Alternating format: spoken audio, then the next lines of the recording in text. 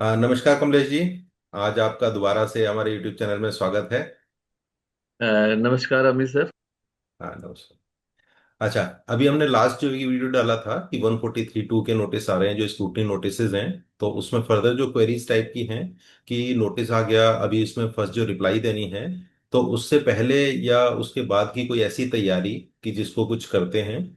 और मेनली ये पॉइंट है इस बार सैलरीज का, क्योंकि सैलरी के जो एम्प्लॉयज हैं उनके पास नोटिसेस काफ़ी आए हैं। तो उसमें उन्होंने डिडक्शंस ली हुई हैं, कोई उस वजह से है।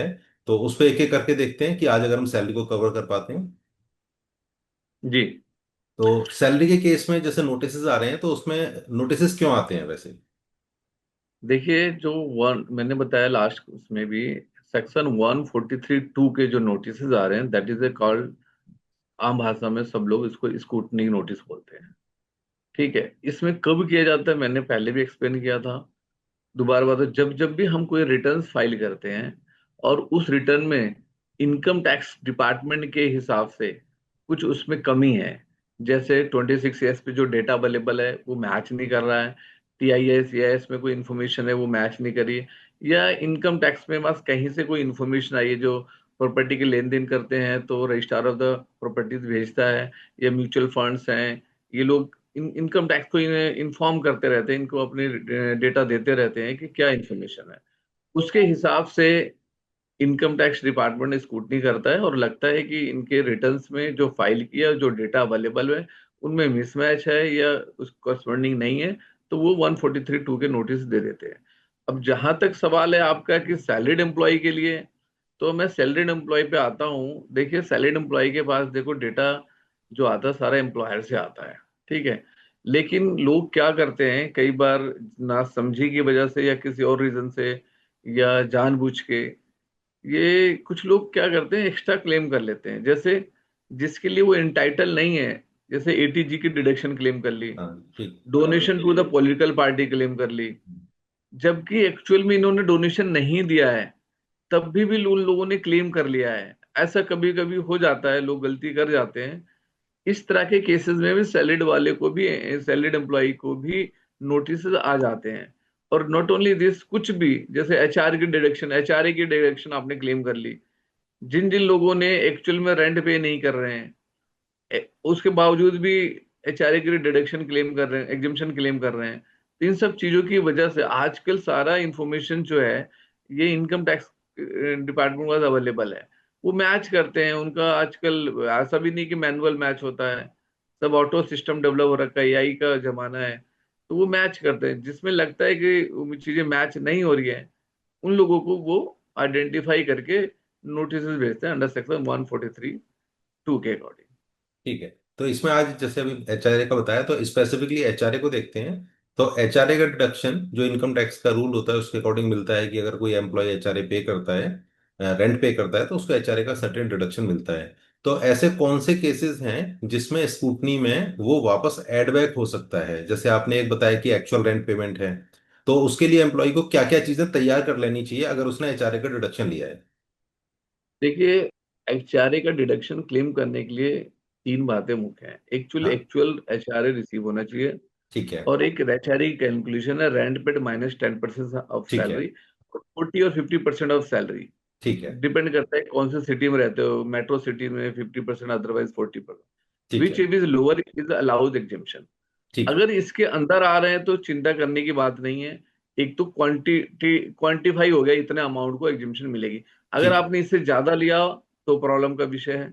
ठीक है। अगर इससे ज्यादा नहीं लिया लेकिन इसी के अंदर लिया, तो अब आपने रेंट पेड हुआ है, तो एक्चुअल में रेंट पेड होना चाहिए। ठीक है। व्हाट मीन बाई एक्चुअल, ऐसा नहीं हो कि आपने सिर्फ स्लिप बना के रख लिया है या कर लिया। आपके हाँ, अकाउंट से फंड का फ्लो होना चाहिए, ठीक है। आउटफ्लो ऑफ द फंड होना चाहिए। और जो टेनेंट, जो लैंडलॉर्ड है, उसके अकाउंट में वो दिखना चाहिए। मतलब वो अपने रिटर्न में उसको रेंटल इनकम दिखाया हो। ऐसा ना हो कि आपने HRA पे कर रहे हो और वो रेंटल, और कई बार क्या, अब क्या 8,000 रुपए से ज्यादा, 1 लाख से साल में ज्यादा आप जब भी करते हो ऐसा, तो हाँ, उसमें ना हमें पैन नंबर देना पड़ता है लैंडलॉर्ड का। अब एम्प्लॉयर लेके अपलोड कर देता है, उस समय दे भी देते हैं लोग, एम्प्लॉय दे भी देता है कि हाँ HRA क्लेम करने के लिए हमने पैन नंबर दे रखा है लैंडलॉर्ड का, लेकिन लास्ट में क्या करता है वो, कुछ लोगों के बहकावे में आगे कई बार ऐसा हो जाता है नहीं समझ के कारण, वो HRA क्लेम ज्यादा कर लेता है, जिसकी वजह से नोटिस आ जाता है। तो एक बार हम नोट अब कर एक लेते हैं, बात, मैंने स्क्रीन शेयर कर लिया। जैसे एचआर एग्जाम्पशन में सबसे पहले तो रेंट एग्रीमेंट होना चाहिए उसके पास, अगर प्रूव करना हाँ पड़े अगर स्कूटनी के अब लिए। अगर मैं ये कंडीशन सेटिस्फाई करना चाहता हूँ, अपने फेवर में रखना चाहता हूँ बात, हाँ। तो पहली बात है मुझे बिल्कुल सही होना है, ठीक है। कि मैं गलत नहीं होना चाहिए। गलत नहीं होने का मतलब ये है कि आप अगर रेंट पे रह रहे हैं तो ऑब्वियस है कि आपके पास रेंट एग्रीमेंट होगा। यस। उस रेंट एग्रीमेंट में कुछ अमाउंट्स लिखे होंगे, वो एक्चुअली पेड होना चाहिए। ठीक है। अच्छा, पेमेंट के केस में कैश और चेक दोनों अलाउड हैं या स्पेसिफिकली कैश? देखो, वर्ड है पेमेंट होना चाहिए, ठीक है। ठीक है। तो पेमेंट में बी कैश और may be in banking channel. Now banking point is channels. That, yes. ठीक है, हाँ। ठीक है, तो ये पेमेंट के तरीके हैं। लेकिन क्वेश्चन क्या है कि जो कैश पेमेंट होता है ना, उसको प्रूफ करना बहुत मुश्किल हो जाता है। ठीक है। तो बेटर है, it is advisable, banking channel से सारे रेंटर्स पे होने चाहिए। ठीक है। पैन और लैंडलॉर्ड हो गया। और हम्म। इस केस में एक स्पेशल चीज आती है कि लोग ना अपने घर के फैमिली मेंबर्स होते हैं, हस्बैंड वाइफ मदर फादर के नाम से रेंट एग्रीमेंट बना देते हैं। तो उसके लिए क्या करेंगे हम? देखिए, मदर फादर, आपको देखो एक्चुअल रेंट पेड, जब अगर हम HRA के सेक्शन 10(13)A में हाँ। एग्जेम्पशन क्लेम करते हैं, पहला क्वेश्चन है एक्चुअल रेंट पेड होना चाहिए। हाँ। बट रेंट पेड होने के लिए, अगर कोई मदर को रेंट दे रहा है या फादर को, नॉर्मली कोई रेंट देता नहीं है, इन हाँ। केस अगर कोई दे रहा है, एक्चुअलिटी में दे रहा है, तो वो ऐसा नहीं कि अलाउ नहीं है, एज पर लॉ अलाउ है। कोई अपने मदर को, अपने फादर को, अपने सिस्टर को, अपने दे सकता है रेंट। ठीक है। लेकिन ध्यान रहे, क्योंकि उसको प्रूफ करना इट इज ऑलमोस्ट इम्पॉसिबल, अगर ये बैंकिंग चैनल से नहीं है तो। ओके। आपको प्रूफ करना पड़ेगा, are you actually paying rent to your family? अगर हाँ, then you are allowed. Correspondingly जो फैमिली को जिसको रेंट मिल रहा है, वो अपनी रेंटल इनकम डिस्क्लोज करे इनकम टैक्स रिटर्न में, ठीक। जिससे कि दोनों फिगरें मैच हो। जो रेंट दे रहा है और जो रेंट ले रहा है, दोनों की फिगर मैच होगी इनकम टैक्स में, तो ये कोई प्रॉब्लम नहीं है। सपोर्टिंग होना चाहिए, रेंट एग्रीमेंट है आपके पास, बैंकिंग चैनल से पेमेंट है, दैट वुड बी इनफ। ठीक है। इसमें एक और चीज आती है, जैसे रिलेटिव्स के केस में हमने एक्चुअल पेमेंट होनी चाहिए, बैंकिंग चैनल होना चाहिए। एक्चुअल अगर रेंट किसी थर्ड पार्टी को देते हैं तो मंथ टू मंथ रेंट पे होता है नॉर्मली। लेकिन अगर फैमिली मेंबर है तो कभी 2 महीने 6 महीने का रेंट एक साथ पे कर देते हैं, क्या वो अलाउड होगा? सर देखिए ना, अब आप इसको प्रूफ करना बहुत मुश्किल हो जाता है, ठीक है। क्योंकि देखो बहुत सारे केसेस डिसाइडेड इस मैटर पे। ठीक है। आप ये प्रूफ करना बहुत मुश्किल हो जाता है। एक केस में क्या हुआ, कैश में रेंट पे करते थे, लेडी थी, अपनी मदर को देती थी, ठीक है। डॉटर अपनी मदर को रेंट दे रही थी। बट जब वो कोर्ट में मैटर गया, तो कोर्ट ने डिनाई कर दिया कि इसमें ना रियलिटी नहीं है, ओके। ये इसमें ना सब ये फेक मोडिफाइड ट्रांजेक्शन्स हैं, एक्चुअल रेंट पेमेंट नहीं होता। जब आप साथ में रहते हो, एक साथ खाना खा रहे पी रहे हो, और एक खर्चा चला रहे हो, ऊपर से आप कह रहे हो कि हम रेंट पे कर रहे हैं, तो ये मन गढ़ंत कहानियां हैं, और उसको मानने से इनकार कर देता है कोर्ट। कोर्ट कहता है कि अगर आपको पे करना था तो आप बैंकिंग चैनल से पे करते, आपने कैश पे किया, तो कोर्ट को पूरा पूरा डाउट था, जिन्होंने डिनाई किया कोर्ट। ठीक है। अब इसमें तीसरी चीज एक आती है, क्वांटम, हम्म। कि नॉर्मली क्या होता है एचआरए में क्लेम करने के लिए हम लोग 10,000 की जगह 15,000 दिखा दिया, 50,000 रेंट है तो 60 70 80 हजार दिखा दिया। अब उस लोकेलिटी के अंदर वो रेंट प्रिवेल करता है कि नहीं करता, क्या इस चीज पे क्वेश्चन रेज हो सकता है? देखिए, हर एरिया का ना अप्रोक्स मार्केट वैल्यू है, हाँ। ठीक है। और एक जिस एरिया में म्युनिसिपल लोकल लॉ होता है, उस यस। एरिया में भी एक रेट डिसाइडेड होता है हर प्रॉपर्टी का, हम्म। उससे कम नहीं होना चाहिए। ओके। अगर उससे ज्यादा आप रेंट दे रहे हो या कोई ले रहा है, तो correspondence में कोई प्रॉब्लम नहीं है, on an average market value पे होना चाहिए। थोड़ा वेरिएशन तो चल जाएगा, but abnormality that would not possible, बहुत ज्यादा एबनॉर्मेलिटीज हैं।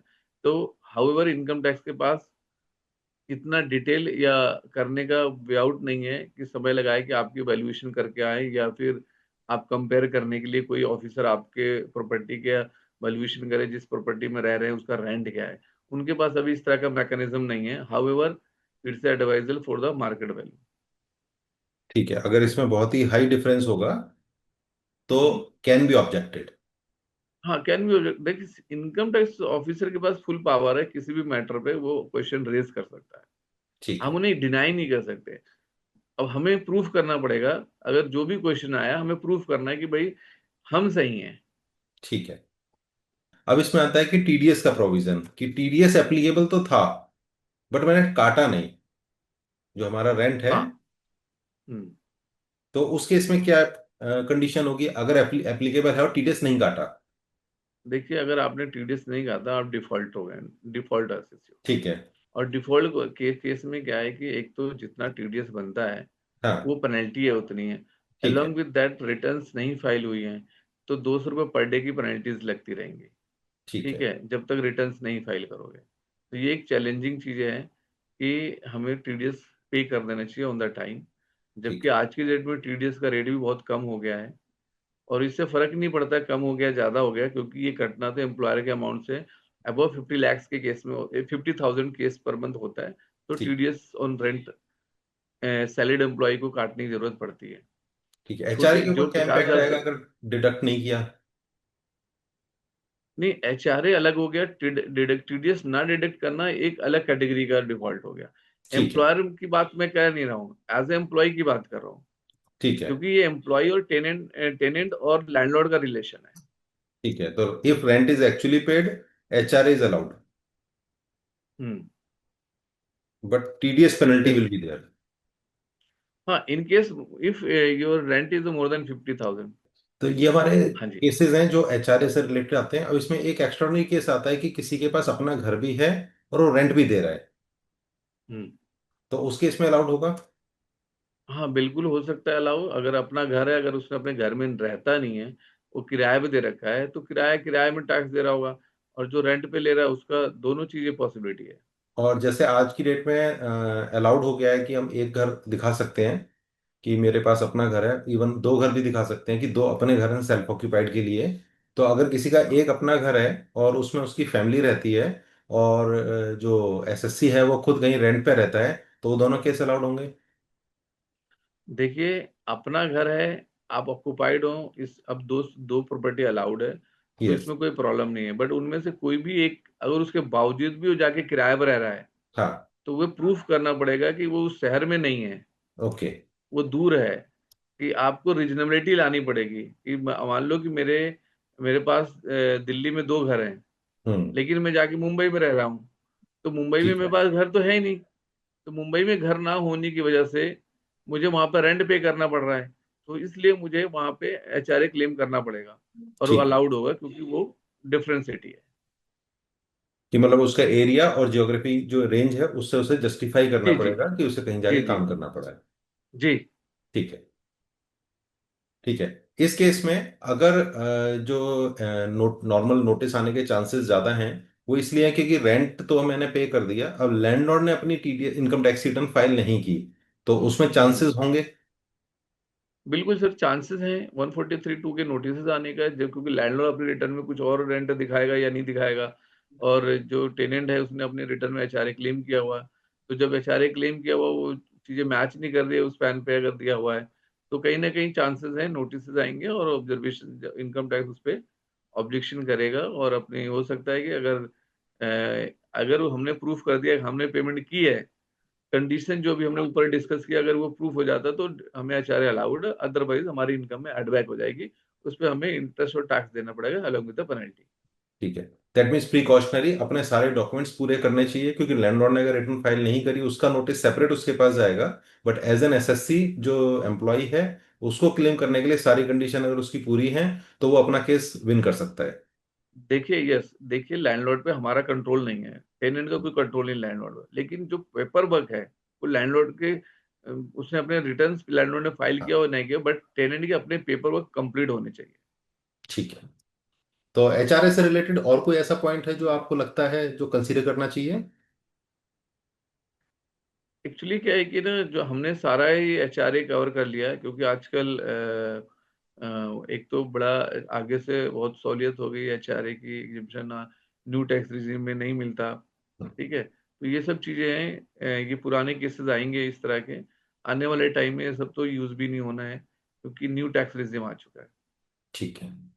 तो ये जितने भी एसएससीज हैं जो सुन रहे हैं, एचआर एक अगर उन्होंने क्लेम किया है, ये उनकी डॉक्यूमेंटेशन है जो उनको रखनी चाहिए। ये चीज़ उन्हें स्पेशली कंसीडर करनी चाहिए अगर उन्होंने अपने रिलेटिव्स को पेमेंट की है।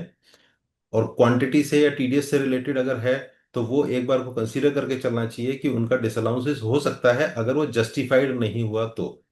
और जो लोग इंटरेस्ट क्लेम कर रहे हैं अपनी प्रॉपर्टी के ऊपर, वो इंटरेस्ट क्लेम कर सकते हैं। सेल्फ ऑक्यूपाइड प्रॉपर्टी को विदाउट रेंट भी दिखा सकते हैं, प्लस वो रेंट पे रह सकते हैं, बट उनका एरिया ऑफ लिविंग और एरिया ऑफ वर्किंग में डिफरेंस होना चाहिए जो जस्टिफाइबल हो।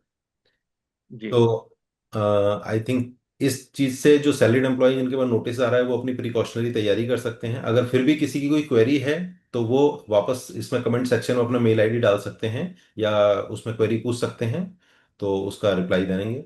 और इसके बाद नेक्स्ट जो चैप्टर कवर करेंगे, फर्दर डिडक्शन है, इवन वो सैलरीड एम्प्लॉय हो या नॉन सैलरीड एम्प्लॉय हो। क्योंकि जो नोटिसेज आए हैं वो अदर देन 80C भी आए हुए हैं, 80G है, 80U है। काफी डिडक्शंस हैं जिसके ऊपर नोटिसेज आए हुए हैं। तो नेक्स्ट चैप्टर में हम लोग वो कवर करेंगे। Please stay tuned. बहुत बहुत धन्यवाद कमलेश जी थैंक यू आपका। Amit ji. Thank you Amit ji, thank you.